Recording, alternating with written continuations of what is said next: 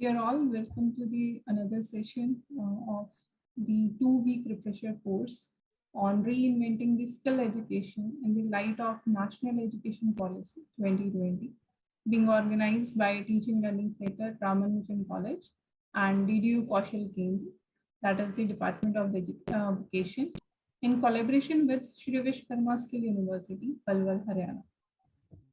Today we are having with us Professor Rishi Pal, who is presently the Professor of Pedagogy and Dean and Head, Faculty of Humanities and Allied Sciences, Shri Vishwakarma Skill University.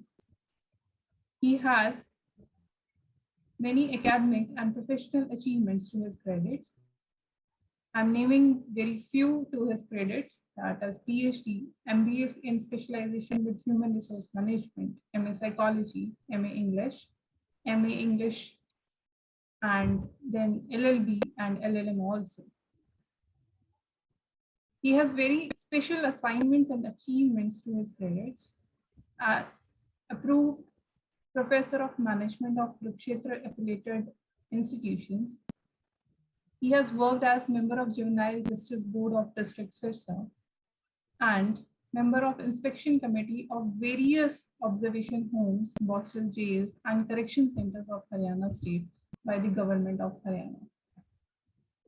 We are happy that, sir, that you have given your time for this particular session, and you are going to present the session on curriculum designing for skill education. The session is over to you, sir. Thank you, Dr. Preeti. And I also convey my thanks to the organizers for giving this opportunity to me to interact with the participants of 2 weeks refresher course on reinventing skill education in the light of National Education Policy. And the topic given to me is curriculum designing for skill education. And this topic is specifically in the light of National Education Policy 2020. And this is one of the most apt time where we should talk about skill education. The reason being, the National Education Policy is emphasizing a lot on the skill education.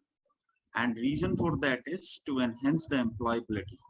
And employability, if we see the present status of India, hardly 3% of people are appropriately skilled who can be given employability. And there is a huge scope, and the national policy on education speaks a lot, or will help to address this issue appropriately and to deal it with appropriately. Number of programs, workshops, and conferences are being organized, and I will appreciate the organizers that they have taken this opportunity to organize a program of 2 weeks, and especially a refresher program. And the title is really significant: reinventing skill education in the light of National Education Policy. Really, there is need to reinvent it.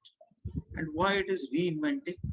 If we scroll back in the past, what India had been in the domain of skill education, India had been having the wonderful skill education structure, but over a period of time, as a result of governance by other countries on India, its basic structure of education was badly damaged and demolished, and resulted new format of education policy. If we go back in the history of the education policy, after independence, gradually we started working in the development and designing of the education system structure in India.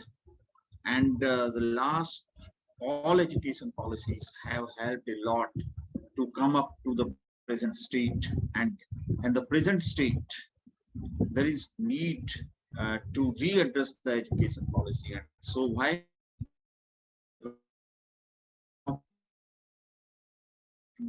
20, and in this there is special emphasis on the skill education. So if we talk about skill education, this is different than the traditional education. In the traditional education, curriculum are already developed and designed and shared specifically in the higher education. So the curriculum is shared by the universities, and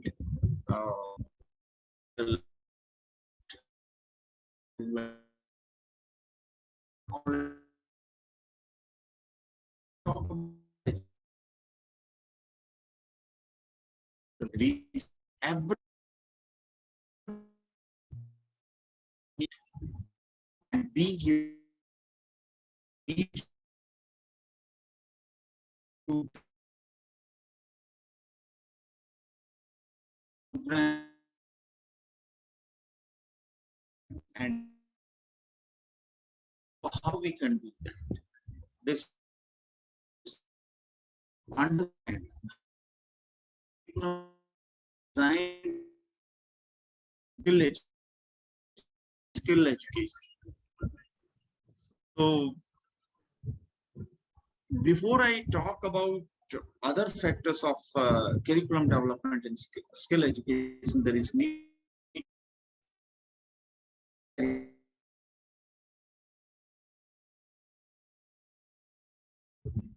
various activities, assignments, content, schemes, all to train a person in a specific skill.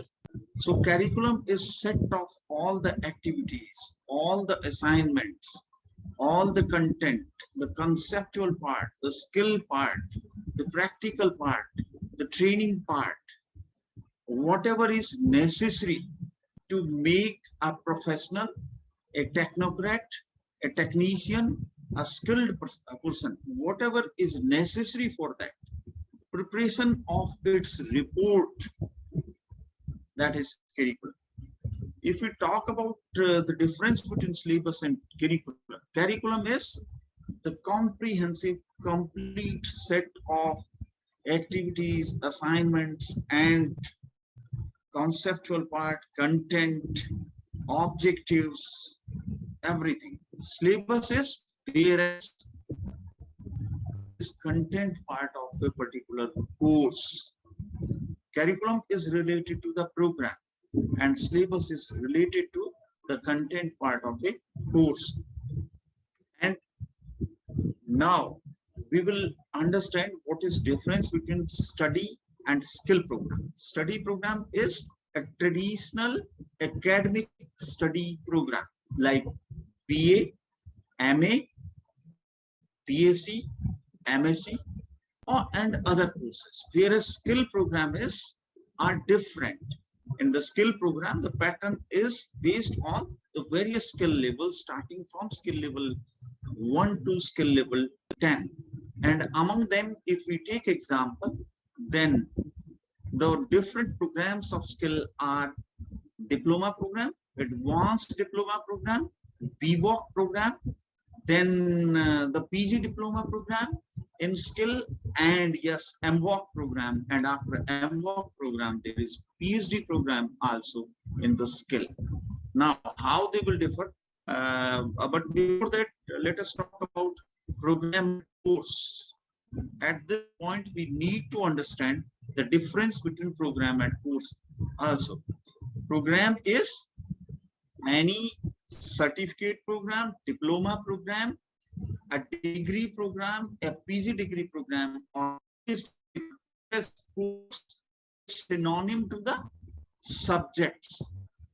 A program is a comprehensive term which involves various courses and sum total of various courses, OGT, practical and other activities which are necessary to provide comprehensive structure so that a raw student can be converted into a technician, a technocrat, a professional. So that is program. And courses are the element, the factors of program. Now coming to the part design. Design is structuring something, fabricating something, devising something. Now coming to the term curriculum design.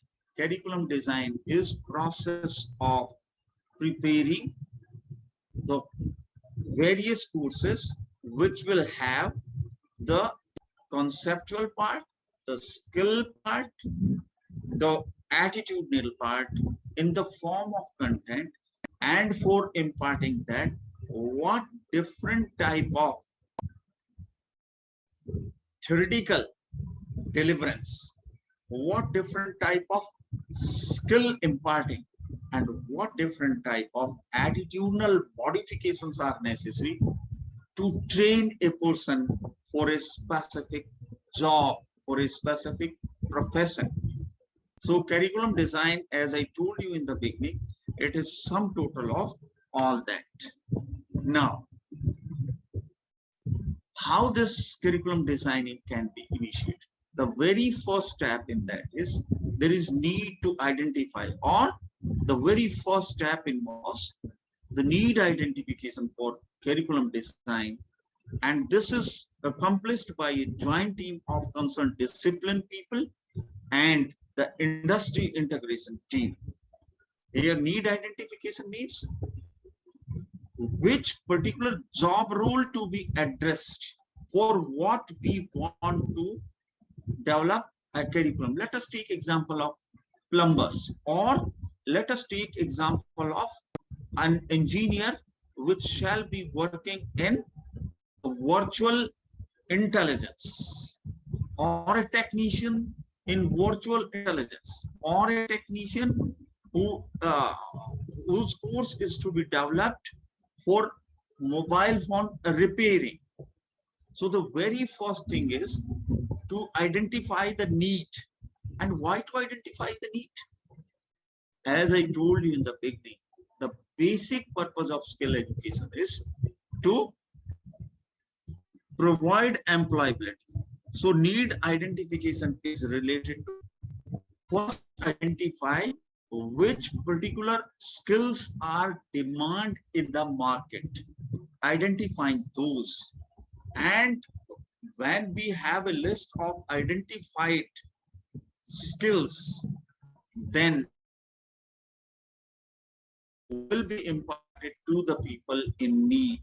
And this is possible by developing or designing the curriculum. Developing or designing the curriculum. And this can be done by a joint team of concerned discipline. Here discipline means the university is having or running different type of courses, different type of programs through its different faculties.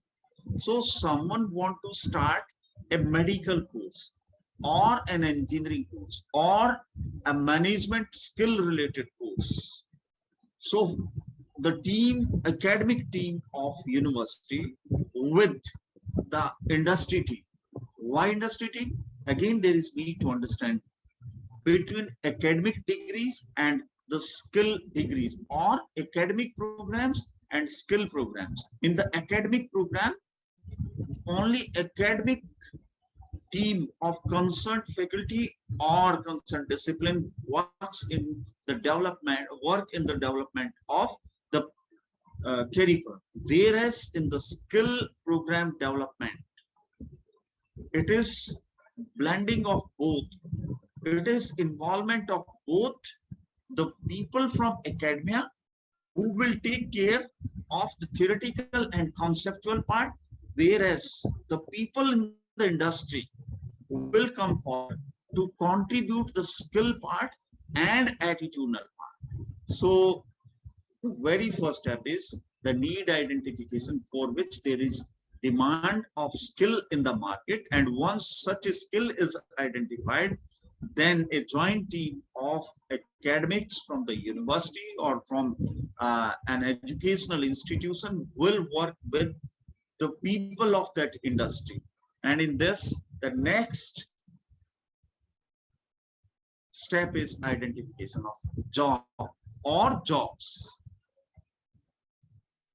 In case of computers, in case of IT, in case of other engineering branches, in case of medical courses, there are certain skill programs which can address to either to a single job or to multiple jobs.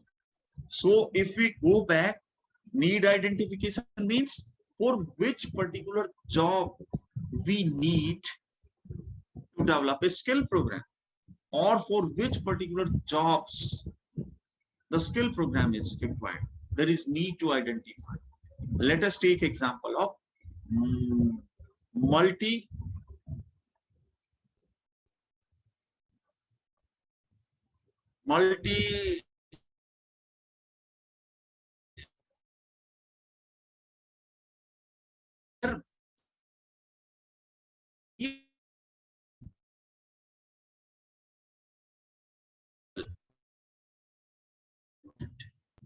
that is one of the physiotherapy. You take example of physiotherapy assistant. We can take example of the operation theater assistant. So there can be various jobs. So first identify the job, and after identification of job, there is need to prepare the list of job roles. Now, what is difference between job and job roles? I have used another term, gnosis also. So job is any work which is to be executed in an organization related to a position, that is job. And job roles, what different duties, responsibilities, assignments, tasks, and other activities a person has to accomplish while working on a job. So first, we will identify the job, and second, we will prepare the list of various activities, tasks, works, assignments, responsibilities, and duties to be accomplished. Now let us take example of any of the job. Let us take example of a nurse job. What are different duties? What are different responsibilities? What are different activities? What are different tasks? Every profession has got a different set of job rules. So after identification of the job, there is need to identify the job rules. And these job roles should be matched with the national occupational standards. So either we will identify the job roles, or we will prepare the list of national occupational standards which are necessary to accomplish, to perform upon an occupation. That occupation may be the occupation in an organization as an employee, or that occupation may be as working on the self-employed basis. So after identification of job, there is need to identify the job roles and gnosis. And why gnosis? The job roles are very much available on the NSQF portal. Take up them from there, and gnosis are also available there. Otherwise also, identification of job can further be converted into the job roles and gnosis. And once we are ready with the job roles, once we are ready with the various assignment activities and duties, the employee or the professional or the technician has to accomplish while performing an occupation, then it should be appropriately matched with the national occupational standards also. And once we have done this, the next thing is there is need, if we have, let us take example of certain responsibility. You take example of a person working in the police department. We can understand an official of police, what kind of responsibility he has, what kind of responsibility a nurse has to execute, what kind of responsibility a pilot has to, what kind of responsibility a person in data analysis has to, and related to those responsibilities, those duties, activities, certain level of competencies are required. You take example of the occupation of driver. In that, there is need of certain kind of competencies. And once we have mapped the competencies, related to the duties, map the competency related to the responsibility, map the competency related to the certain activities, and these activities may be technical in nature, may involve the physical performance, and whenever there is need of physical and technical performance, there is need of certain skills. Let us take example of driver's job. Driver's job is, yes, the driver should have in conceptual ability, should have very good driving skill. And if I talk about driving skill, it needs really a set of skills, various kind of skills, because in driving all the four extremities are working in coordination, in cooperation, and in synchronization. And this cooperated and synchronized performance of activities is possible with the help of certain competencies. So once we have prepared the list of the various job roles, then for the performance of those job roles, there is need to identify the set of competencies which are necessary to execute them. We can take example of a surgeon, and surgeon has to perform the surgery. Now, what kind of activities are involved in that? While performing the surgery, there is need to have conceptual understanding of how various blood vessels, blood capillaries are running in the body, and what different places in the body, the nerves and the veins and the blood capillaries are running. If the doctor does not have that kind of knowledge, then it would be very difficult to conduct the surgery. And once that knowledge is there, then next is how to make the cut, or how to reach to that part of body where the surgical correction is to be executed. For performing all that, there is need of certain set of competencies. So once we have identified the jobs, we need to map what kind of competencies are necessary for various job roles. And after mapping of the competencies, then next is what level of conceptual knowledge is necessary for execution of that, or for performance with that competency. Friends, I want to tell you, there are four concepts. Number one is the potential. Number two is talent. Number three is competency. And number four is proficiency. If we see different people, everyone has potential for doing something. We take example of Sachin Tendulkar. In the childhood, he has been having a wonderful potential for playing cricket. We take example of Lata Mangeshkar. Lata Mangeshkar have been having wonderful potential for singing. If we take example of Amitabh Bachchan has been having very good potential for acting. And once that potential was recognized, if it is groomed properly, and grooming is possible by providing knowledge related to that competency, skill necessary to execute that, and attitude. There is need of a different kind of attitude for the acting. There is need of different type of attitude for singing. There is need of different kind of attitude to work as a receptionist. There is need to act as a nurse. There is need, a different kind of attitude is required. And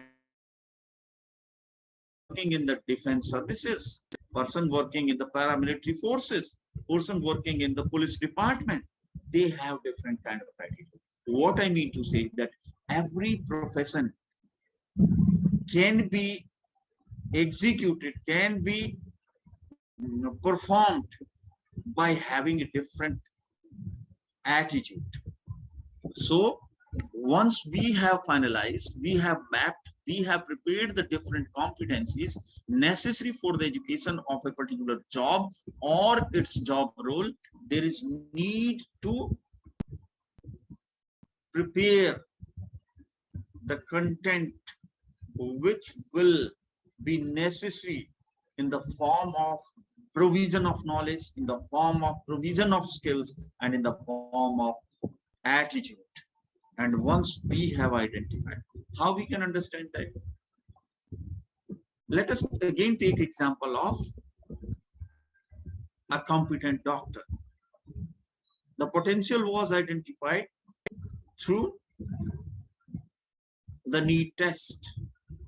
And after need test, potential was identified. Then if someone is having meritorious potential ability for the medical services, that person will get admission in medical institute, and this medical institute will groom the potential of that person, and the talent, that potential will become talent.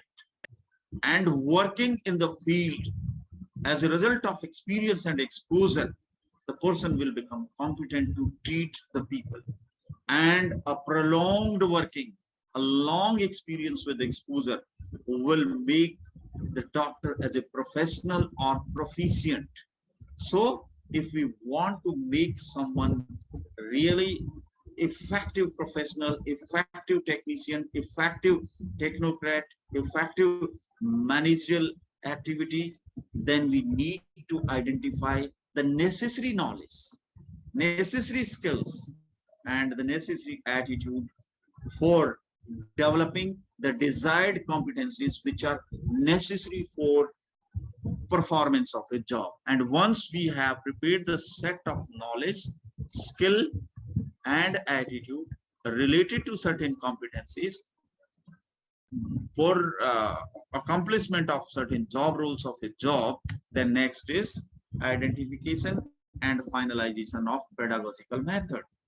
Once we have prepared or we have developed the content related to the theoretical part, conceptual part, or knowledge part, number one. Number two, once we have prepared the content related to the skill imparting part, and third one, if we have also finalized the set of attitudinal activities which are necessary to develop the professional or technician in a specific manner, then how these capabilities or competencies in the knowledge, skill, and attitude area can be imparted. This imparting is possible with the help of pedagogical method. Now, what is pedagogical method? Pedagogical method is the set of methods or methodology which is necessary to make the teaching learning process effective. Teaching is a different activity and learning is different, but it is joint and a group activity. Teacher will teach to the student and student will learn. There can be different methodologies. The first methodology is pedagogical. Pedagogical term is a comprehensive term which includes and involve both pedagogical as well as andragogical. Or in other words, we can say teacher-centric. Whenever it is teacher-centric, it is pedagogical. Whenever it is learner-student or learning-centric, it is andragogical. So for imparting the skill, for sharing the knowledge, for molding and developing and modifying the attitude, there are different pedagogical methods. So once we have prepared the set of knowledge, skill, and attitude necessary for the development of a professional or a technician or a technocrat or any other profession, once we have prepared that, then next is how that knowledge will be imparted by the teacher to the student, how that skill will be shared by the trainer or teacher to the trainee or learner, and how the attitude will be developed by the behaviorist or the teacher or the trainer in the learner. So there are different pedagogical. In general, I told you that pedagogy is a comprehensive term. It involves both the teacher-centric and learner-centric. Or nowadays we can call it learning-centric also. Now, whenever it is andragogical, we call it learning-centric. Learning-centric means the emphasis is on the learning. Now let us take a knowledge or conceptual. Theory, knowledge, and concept can very easily be imparted by using the lecture method, presentation method, demonstration method, discussion method, or similar kind of other methods. If we talk about skill, then in skill, there is need of mentoring, there is need of internship, there is need of coaching, there is need of one-to-one training. If we talk about attitude, then again, there is need for the observational, role modeling, case, role play, dramatization. There are different methods. So knowledge can be shared by using different methods of teaching. Skill can be imparted by using different method, and similarly for the attitude. So once we have prepared the list of competencies, and after that, if the necessary content related to the concept, related to the skill and attitude has been developed, then how this conceptual part is to be taught or to be trained to the trainee or student, and how skill, that will depend upon the different pedagogical methods which I have explained briefly. Now, once we have prepared the pedagogical methods, then next is, yes, of course, there is need to finalize the evaluative strategies. Reason being, suppose we have developed the complete content part, which will include all the element like the conceptual part, skill part, and attitude part.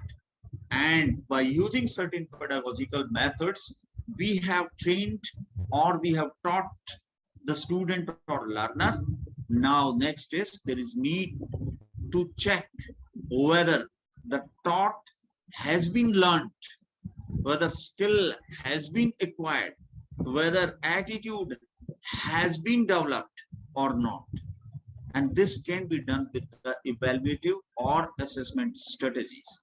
If we talk about traditional academic programs evaluation strategies, then generally we divide into the internal and external assessment.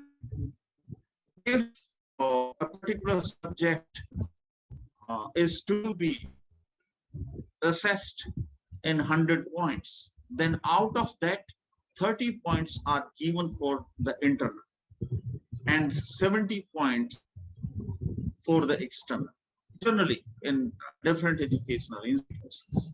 And for internal, there are different rubrics. Either the teacher will go for classroom test, assignment, presentation, discussion, demonstration, and by learning, by doing different. For the external, majority of time we go for the external assessment in the subjective matter. Student or learner will get an assessment test. He has to respond to the questions in the paper. But in skill, as I told you, in skill, there is need to work physically or technically. There are three different elements of skill: the conceptual skill, technical skill, and human relational skill. Now, the concept, every profession needs certain soft skills like communication, leadership, creativity. Every profession, whether it is at any level of job, every job needs the soft skills. Now, soft skills cannot be assessed and evaluated with the help of subjective written tests. There should be different strategies. So for all three tests, for the conceptual skill, there should be different rubrics, different type of tests, physical tests, technical tests. Only then evaluation can be. Now coming to the technical, in case of designing, structuring, flying planes, and other highly sophisticated technical assignments, there is need to see and evaluate and observe whether the trainee is capable to do that or not. For that, there should be different kind of evaluative strategies. Reason being, the technical and physical skills cannot be assessed and tested with the help of theoretical subjective tests. And same is the case for attitudes. There is need to observe the candidate. There is need to observe the trainee or student while performing. Student is appropriately the desired attitude, desired behavior related to profession or not. So, and in conclusion, if the content is blended of conceptual part, skill part, and attitude. Conceptual part can be assessed with the subjective written tests or other measures. Whereas skill, as I told you, the conceptual skill, soft skill, or technical skill, or human relational skills, interaction with the people, communication with the people, teamwork, leadership, all these are the human relational activities. So how these can be assessed? We must come up with the strategies necessary for assessment or evaluation. And once we have prepared the list of competencies, list of content, list of pedagogical methods, and list of the evaluative strategies, the next is finalization of OGT and practical content. Friends, I told you that every skill program will involve three basic elements: knowledge, skill, and attitude. And for imparting the knowledge, theoretical concepts, we need different set of content. For imparting the skill, there is need to work on the job, and for that there is need of on the job training. This OGT is for on the job training. And yes, of course, in certain cases there is need of practical also. Let us take example of certain engineering courses. Among engineering courses, if you want to develop a technician in construction electrification or construction electrician, if you want to train and develop a skilled person in construction electrician, then for that there is need to share certain conceptual knowledge to that technician. There is need for the skill part, and there is need for the attitude. Now the skill part can be imparted only by on-the-job training and certain practical assignment. So if we want to develop the curriculum for skill education programs, there is need not only to prepare the content related to the theory, but for skill and attitude also. And for skill and attitude, if really we want to ensure that we have imparted the skill and attitude to the person, there is need to take the trainee to the job site or on the job, and there the appropriate training and working should be given, and for that there is need of practical assignments also.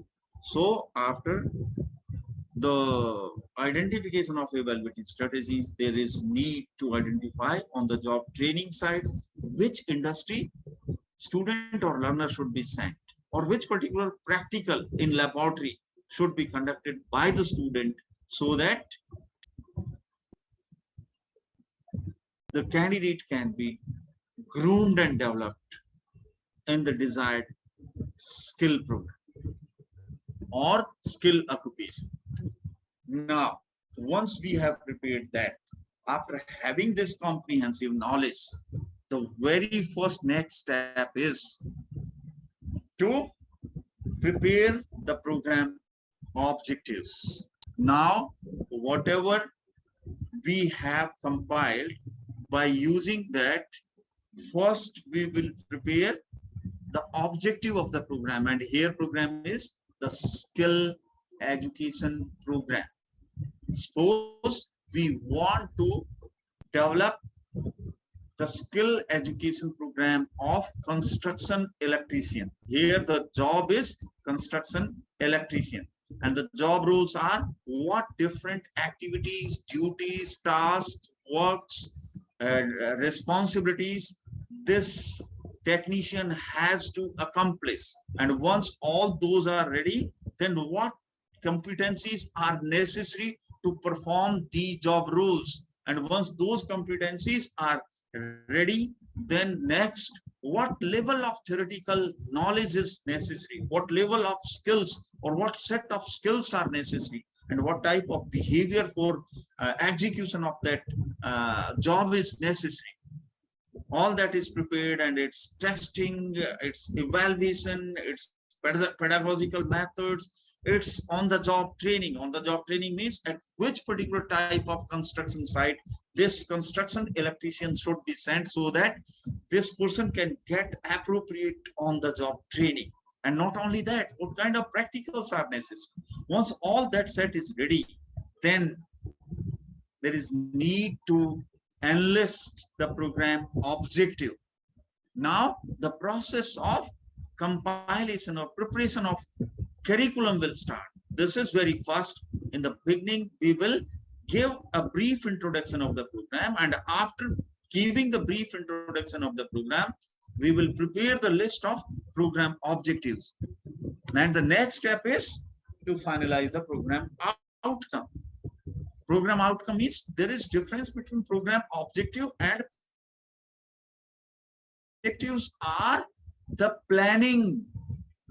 What would be the curriculum? What shall be the trainees doing during their training, skill training program.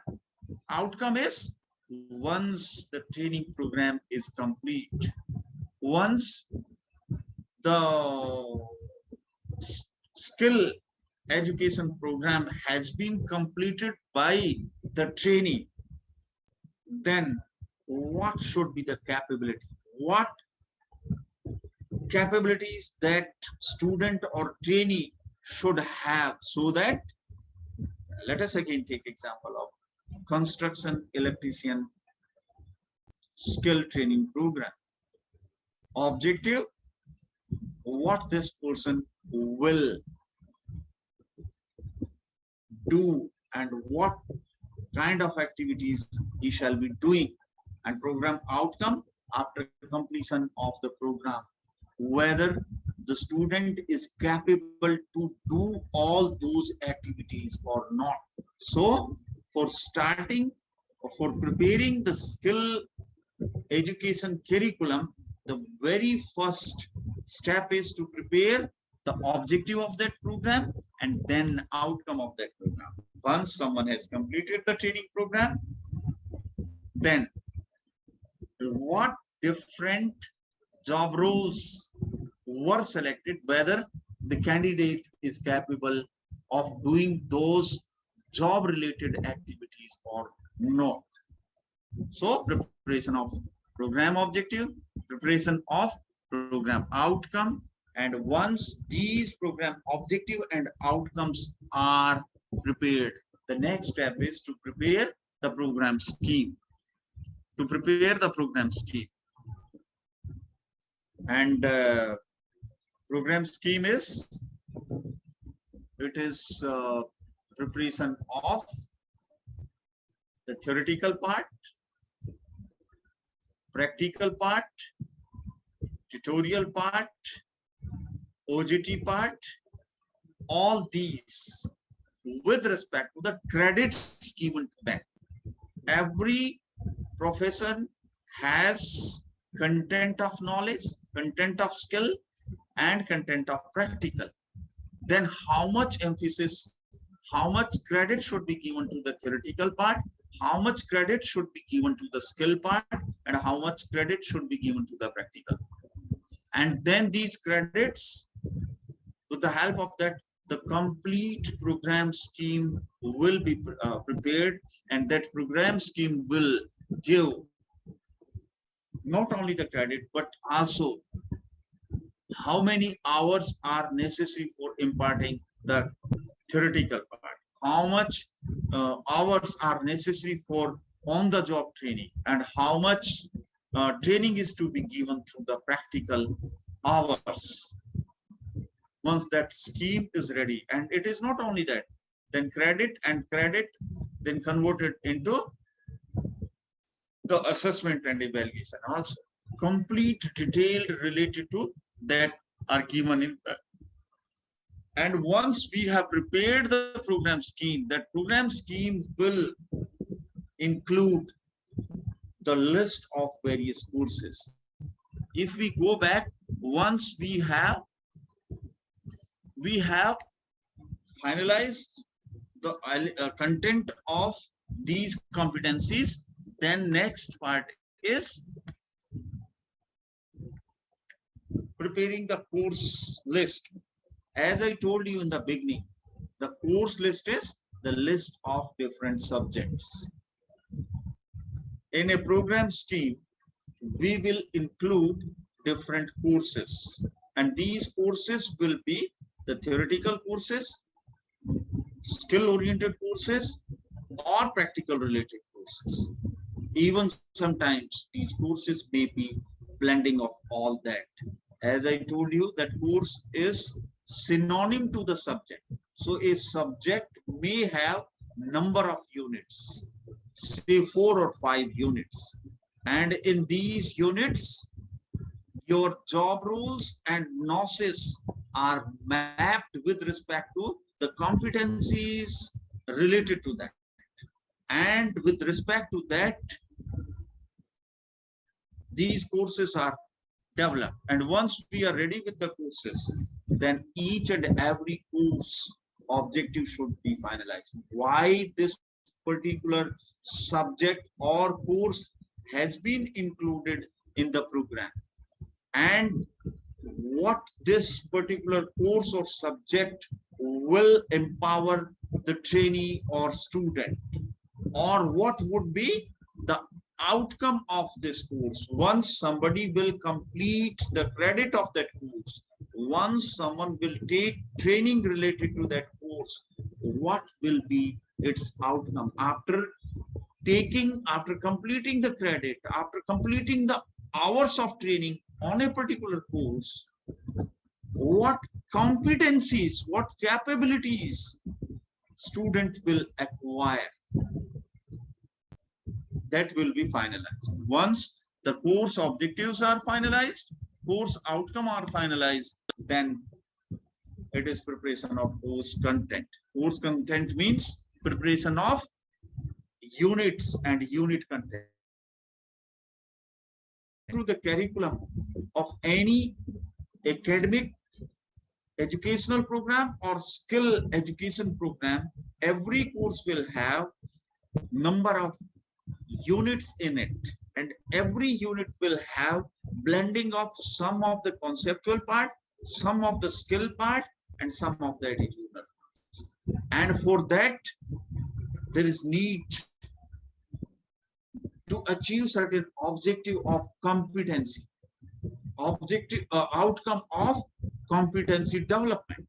So after preparation of the course, the units will be decided and content related to that. Again, suppose in the program of construction electrician, what different courses should be included, and among these courses, what different units in each course should be, and in these units how much quantum of theoretical concept, and then the connectivity between skill and these conceptual concepts, all that will be prepared. And once we are ready with that, the next is there is need of synchronization of course content with respect to the conceptual, practical, and OGT content. What does it mean? It is not possible to learn a skill just by understanding it, just by working or taking training for that, or just by performing on the practical. There is need of synchronization. Synchronization means what was taught in the classroom, then when student is going to the industry on the job training, then how those concepts will be clarified there, and whatever skills were, as I told you that in different courses there will be blending of both of all the three things, that is the conceptual, skill, and attitude. So how concepts are being practiced, how skills learned in the classroom will be practiced in the industry. There is need of synchronization of that, so that the outcome of course, outcome of program can be achieved. And once we have done that, the next is study material identification. Study material identification. Now, once we have prepared all that, then with what kind of study material, what type of books, what type of journals, what type of online material, what type of videos, what type of demonstration, what type of training on the job, what type of behavioral practices, and how those behavioral practices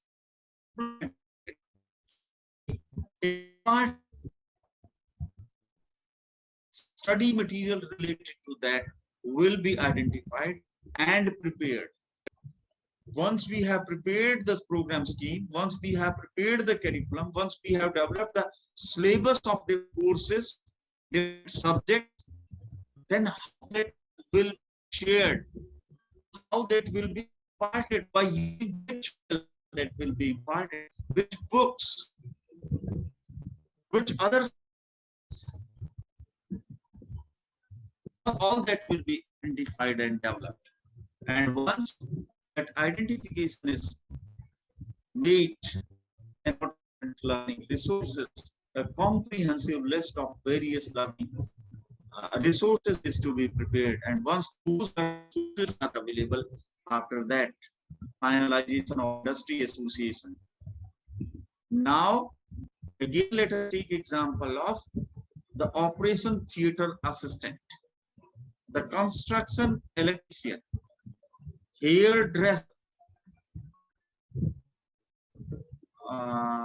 in cinematography.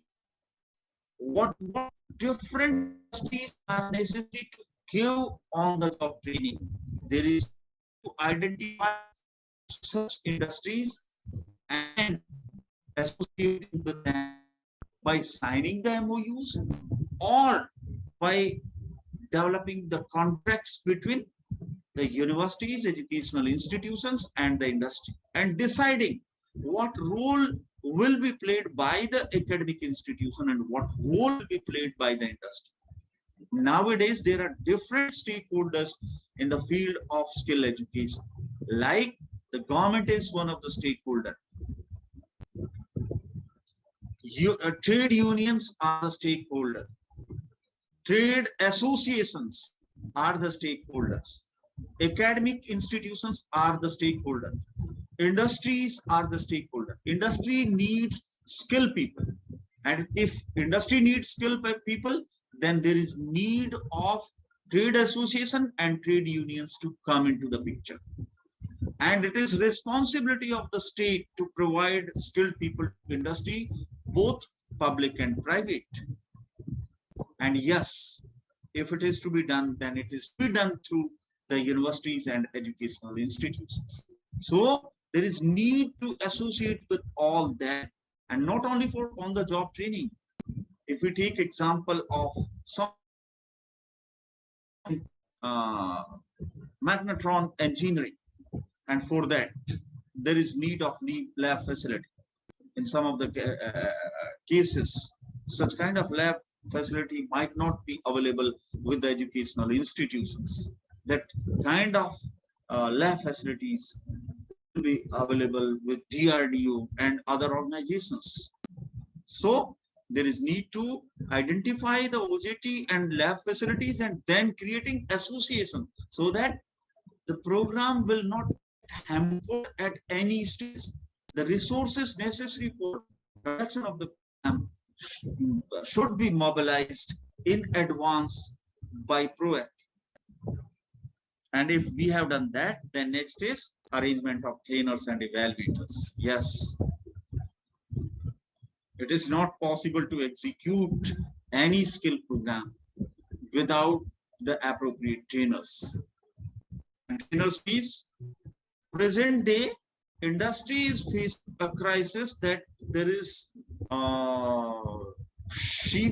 severe shortage of skilled people, whereas thousands or millions of people are wandering unemployed.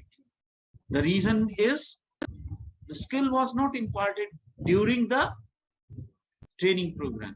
The reason was because trainers were not appropriately trained and the candidates were not evaluated appropriately.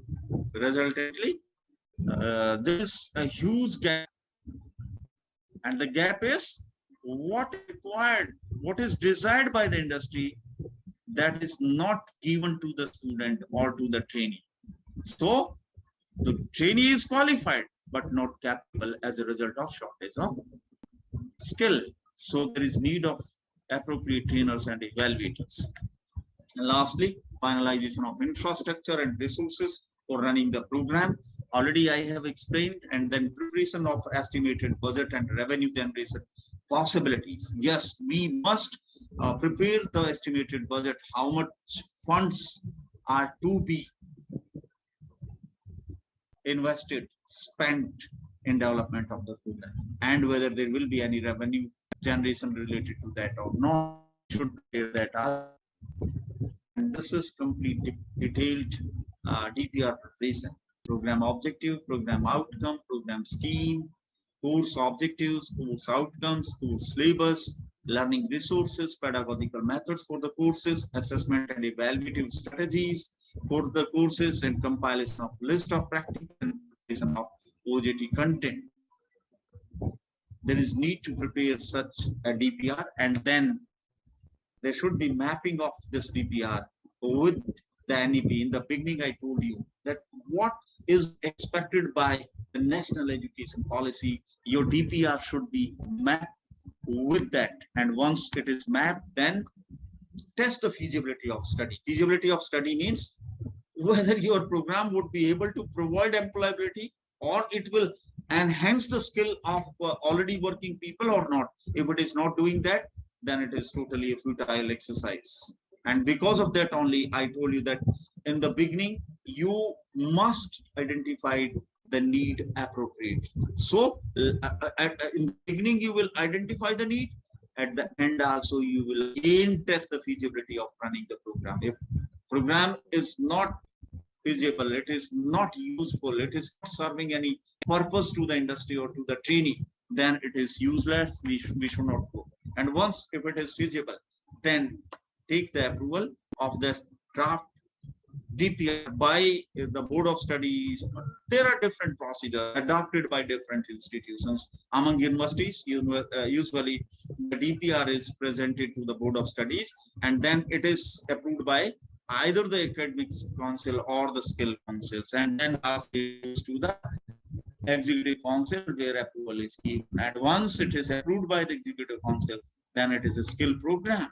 And once it is prepared, then the declaration and ruling time of the program. So this is all. And if there is any question, it can be reported, and the question will be communicated to me. I will respond to them. And this is all on this topic. And I will convey my thanks to the organizers for giving me opportunity, for sharing my views on the topic of curriculum design for skill education program, especially in this 2 weeks refresher course on reinventing skill education in the light of national education policy. I will also convey my thanks to Dr. Preeti for conducting this session and supporting me. Thank you very much. Thank you very Over much. to Dr. Preeti. Thank you very much, sir, for your detailed and meticulous organized session on this particular very important topic, that is curriculum design for the skill development courses. And you have started from the curriculum design and covered all the aspects of that, including the identification of jobs and identification of job roles, importance of pedagogy techniques, then identification of the pedagogical methods also, and the importance of program objectives, course outcomes, finalization of industry association. That is the very most important aspect of the on-job training for skill development of the students. And then the aspects for the trainers and evaluators also. Thank you very much, sir, for the detailed session on this very important topic. Thank you very much, sir, for your time. Thank you, sir. Thank you very much. And thank you, everyone.